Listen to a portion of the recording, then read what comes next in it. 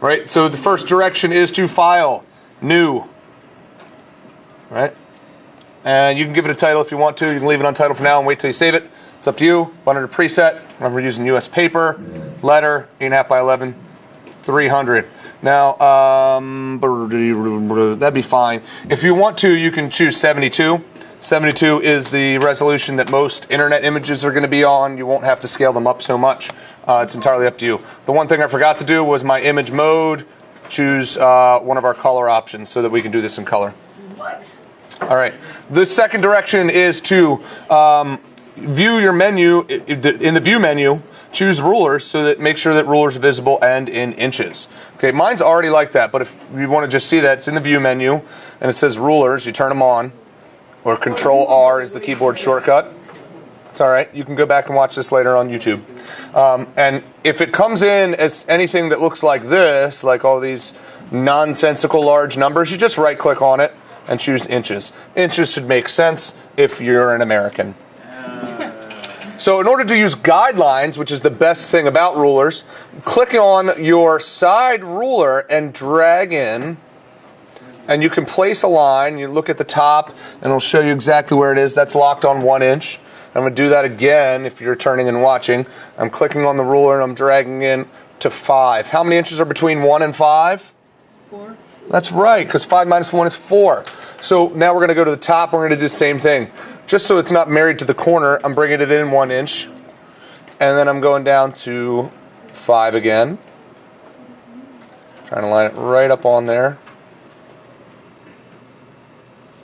That looks pretty good. All right, so now I should have a 4-inch square inside of my guidelines. Right? Great, grand, wonderful. Next step we have here. We have use the rectangle marquee to select a 4-inch square. Well, it's so great that my guidelines have set up a 4-inch square for me. Here's my rectangular marquee. It's up top here. If this, and this is the first time we're doing this, is anything else like elliptical marquee or single row marquee, you'll notice that a lot of the tools have a little black arrow in the bottom right-hand corner, meaning that there are associated tools that are buried under it.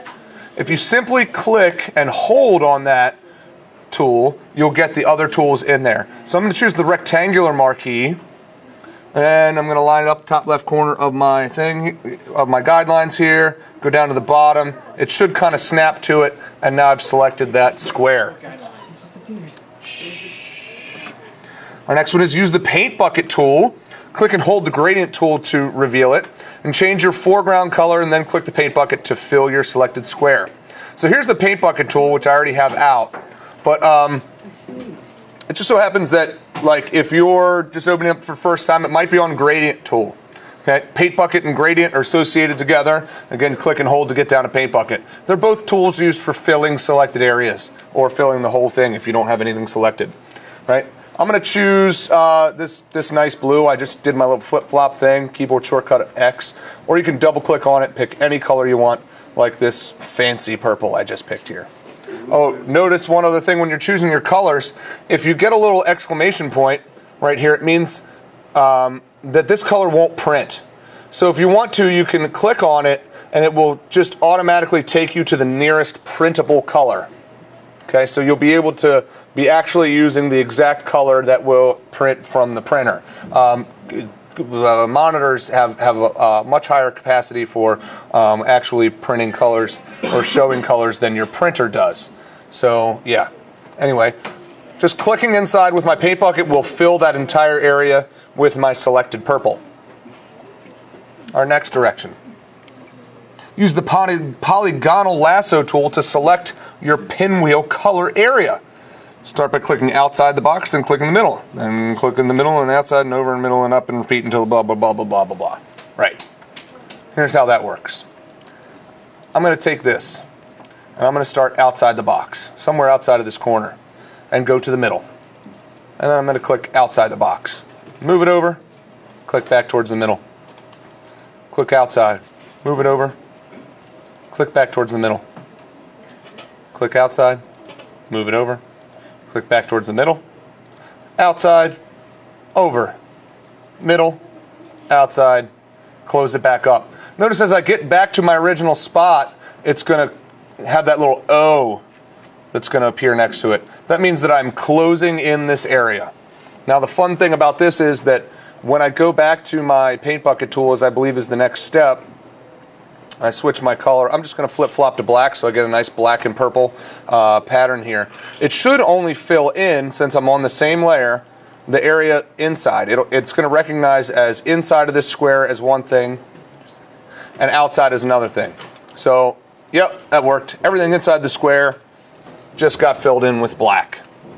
Fantastic.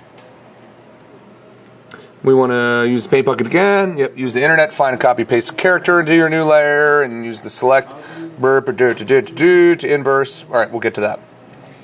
Our next step is going to be going to the internet and finding a picture and cutting it out. Once we have our picture, we're going to use that same polygonal lasso tool to cut it out from its background. Here's how that's done.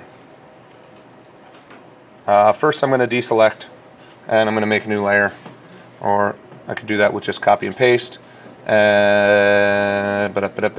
Google Images, Ray Rice. Oh God. I'll take his picture, copy, edit, paste. There he is. All right, and then I'm going to just very quickly and crudely, and I'm going to ask you to maybe zoom in and do this a little bit better. What is that music? Oh, it's on that website? That's awful. Am